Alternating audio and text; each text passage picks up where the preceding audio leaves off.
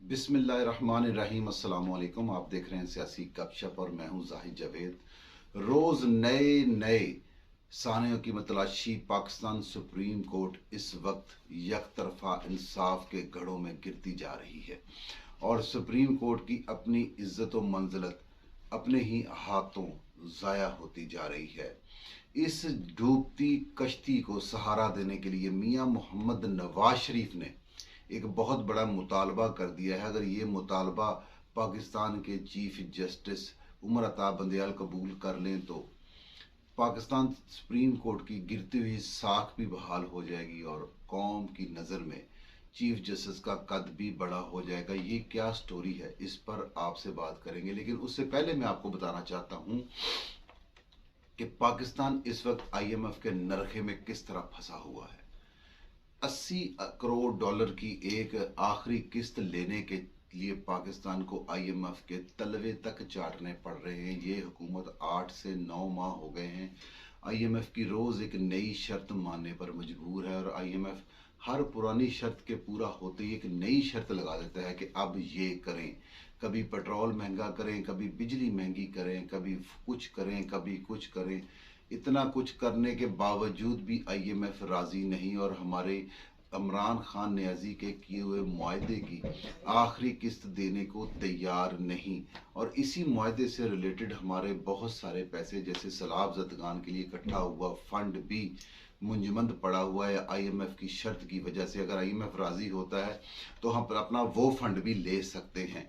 लेकिन यहाँ पर एक नई बात मैं आपको बताता हूं कि पाकिस्तान मनी चेंजर एसोसिएशन के सदर मलक बोस्तान ने कल एक बड़ा दावा किया है। उन्होंने कहा है कि IMF से छुटकारा पाकिस्तान को हम खुद पाकिस्तानी दिला सकते हैं।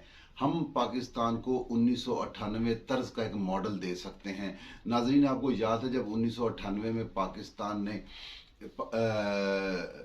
एटमी धमाके किए थे तो पाकिस्तान उस वक्त दुनिया में तन्हाई में चला गया था। IMF ने पाकिस्तान से हाथ खींच लिया था।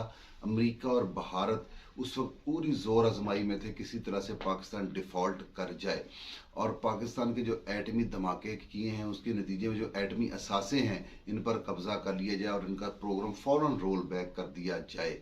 पाकिस्तान के उस वक्त जो स्टेट बैंक के रिजर्व्स थे वो 400 मिलियन डॉलर के करीब रह गए थे। तब मलक बोस्तान ने सागडार के साथ मिलकर पाकिस्तानी कम्युनिटी से पाकिस्तान को लोन दिलवाया था, जिस लोन की वजह से पाकिस्तान उस क्राइसिस से निकला था। आज मलक बोस्तान ने दोबारा सागडार और गवर्नर स्टेट बैंक से मीटिंग करके उनको ये तजवीज़ रिटर्न करके दी है कि हम आपको 10 अरब डॉलर 12 महीनों में पाकिस्तानी कम्युनिटी से, पाकिस्तान ट्रेडिंग कंपनी से, पाकिस्तान मल्टीनेशनल कंपनी से और बैरून मुल्क मल्टी बिलियनियर्स पाकिस्तानियों से लेकर दे सकते हैं। आपने वो 2 साल में वापस करना होगा और वापसी के लिए ये भी शर्त नहीं है कि आपने डॉलरों में वापस करना है। वापसी के लिए ये भी शर्त नहीं है कि आपने उसका कितना मुनाफा देना है। आप पाकिस्तानी रुपीज़ में भी वापसी कर सकते हैं। ये बड़ी खुशाइन खबर है। अगर पाकिस्तान की मईशत, अगर पाकिस्तानी हुकूमत एक नज़र डाले ना नाजरीन तैयब उर्दवान पे, तुर्किया के सदर ने 4-5 महीने पहले इसी तरह का एक प्लान किया था। उन्होंने क्या किया, उन्होंने अपने मुल्क में ऐलान कर दिया कि तमाम लोग डॉलर मुझे दें। अपने मुल्क के लोगों को कहा जी डॉलर मुझे दे दें और हमें डॉलर की ज़रूरत है। जैसे ही हमारे पास डॉलर आपका आ जाएगा, अगर डॉलर का रेट ज़्यादा होगा तो 1 साल बाद हम उस ज़्यादा रेट के साथ आपको डॉलर देंगे। अगर डॉलर का रेट कम हो गया तो आपका कुछ कम नहीं होगा, आपका डॉलर उसी तरह आपको वापस मिल जाएगा, तुर्किया करेंसी में मिल जाएगा। ये मॉडल इतना कामयाब रहा कि तैयब उर्दवान ने 6 अरब डॉलर अपने ही मुल्क से इकट्ठे कर लिए। अब पाकिस्तान हुकूमत के पास भी एक मुकम्मल चांस है कि Malik Bostan Pakistan money changer association के सदर के ज़रिए वो पाकिस्तानी मल्टीनेशनल कंपनी से 10 से 12 अरब डॉलर अगर ले लेते हैं तो हमें IMF की ज़रूरत ही नहीं रहती। हमारे जो डेफिसिट्स हैं वो पूरे हो जाएंगे। हमारे जो किस्तें देने वाली, जो अभी पिछले दिनों में सागडार साहब ने पाकिस्तान के ऊपर से काफ़ी कर्जे का किस्त का बोझ जो उतारा है, उसके बावजूद भी पाकिस्तान अभी मुश्किलात में है।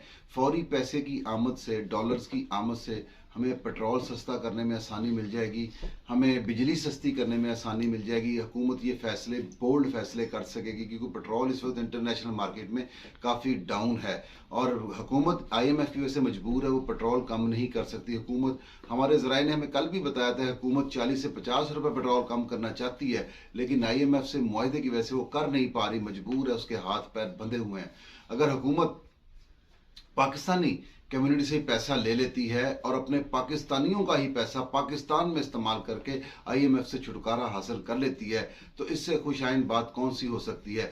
इस सारे सिनेरियो में कमाई कौन करेगा? इस सिनेरियो में कमाई हुकूमत पाकिस्तान करेगी, जिनके पास डॉलर आ जाएंगे, या हुकूमत पाकिस्तान अगर किसी को प्रॉफिट देगी तो वो भी पाकिस्तानी हो गया। अल्टीमेटली सारी कमाई का, आने का और जाने का सारा इस ट्रांजैक्शन का सीन में पाकिस्तानी ही मुनाफा कमाएंगे।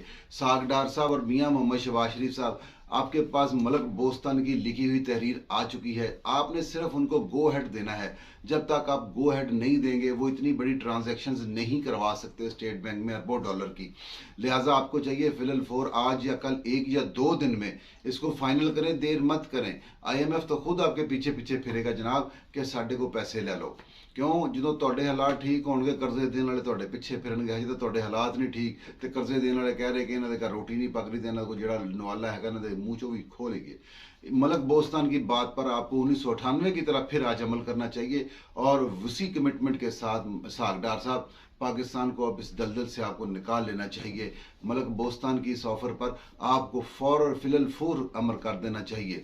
नाजरीन, दूसरी अहम बात जो है वो अदलिया के हवाले से हमने आज आपसे करनी है कि मियां मोहम्मद नवाज शरीफ ने कल एक काफ़ी लंबी प्रेस कॉन्फ्रेंस की है। उसमें उन्होंने बहुत सारी बातों को, बहुत सारे पॉइंट्स को उजागर किया है, लेकिन जिन पॉइंट्स को मेरी नाकस अक्ल ने अहमियत दी है वो ये है कि मियां नवाज शरीफ ने वाज़ेह तौर पर यह बात की है कि अदलिया अपनी साख बहाल रखे। यानी जैसे पंजाबी की पुरानी कहावत है ना, ओ भाई अपनी इज्जत अपने वाले ही रखो, आप ही अपनी इज्जत सामभनी है, किसी ने की सामभनी है। तो अदलिया को भी इसी तरह मियाँ साहब ने मशवरा दिया कि अपनी साख खुद संभाल के रखे और अपनी साख, अपनी इज्जत पर सौदेबाजी ना करे। मियाँ नवाज शरीफ साहब ने यह भी कहा है कि 3 का ये टोला किसी कीमत पे, किसी सूरत पे हमें मंजूर नहीं है। हम इन 2-3 जजेस से बहुत सारे नुकसानात उठा चुके हैं। ये बुग़्ज़े नवाज में और बुग़्ज़े पाकिस्तान में पहले ही बहुत सारे अजीब फैसले दे चुके हैं, नाइंसाफ़ी के कई काम इन्होंने कर लिए हैं।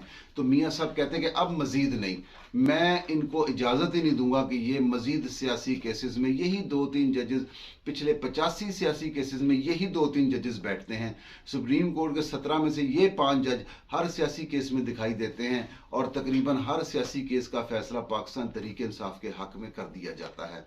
मियाँ नवाज शरीफ ने कहा है कि ऐसे फैसले जो अदलिया यक तरफा इंसाफ करेगी या बेगमाती इंसाफ करेगी या अपनी बच्चियों और बेटियों और बच्चों के दामादों के कहने पर इंसाफ करेगी, उसको सिर्फ ये 2-3 जजेस ही मानेंगे। सिविल सोसाइटी भी नहीं मानेगी उसको बार एसोसिएशंस नहीं मानेगी, उसको कौम नहीं मानेगी, उसको PDM नहीं मानेगी, उसको सिर्फ ये 2-3 जजेस मानेंगे या पाकिस्तान तहरीक इंसाफ जो बहुत बड़ी बेनिफिशरी है वो मानेगी।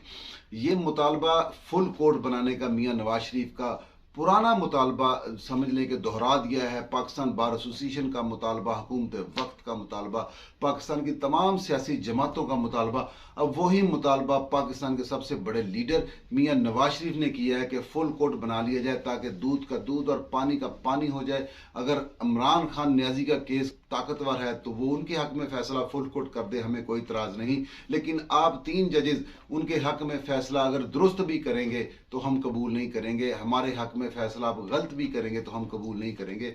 सुप्रीम कोर्ट को चाहिए कि किसी भी तरीके से इस बहरान से खुद को निकाले, क्योंकि ये अदल और इंसाफ का बड़ा हमारा कौमी अदारा है, इसकी साख हमारी साख है। नाज़रीन, हम आपको बताते हैं, हमारे ज़राए ने हमें खबर दी है कि अगर सुप्रीम कोर्ट के 3 जजेस ने ये फैसला इमरान खान के हक में कर दिया है तो ये भी आइन मुमकिन है कि 1 या 2 दिन में सुप्रीम कोर्ट की किसी हेयरिंग में 5 या 7 रुकनी कोई एक बेंच इस फैसले के ऊपर एक फैसला डाल देगा जिससे ये फैसला बेवकूफ़ हो जाएगा। जब सुप्रीम कोर्ट का एक लार्जर बेंच छोटे बेंच पर फैसला दे देगा और उमर अताब बंदयाल, जस्टिस मुनीब अख्तर और जस्टिस एजाजुल एहसन का ये एक तरफा फैसला फिर किसी काम का नहीं रह जाएगा और उमर अताब बंदयाल अपने सुप्रीम कोर्ट कैरियर के as a chief justice career के आखिरी दिन शदीद जिल्लत और रुसवाई के साथ गुजार लेंगे। बेहतर यही है या तो उमर अताब बंदयाल मियां नवाज शरीफ का कहना माने और फुल कोर्ट बना दें ताकि उनकी मजीद ज़िंदगी इज्जत के साथ गुजर जाए, या अगर वो ये दबाव नहीं ले सकते और इंसाफ नहीं कर सकते तो सबसे बेहतरीन हल वही है इस्तीफ़ा दें और घर चले जाएं।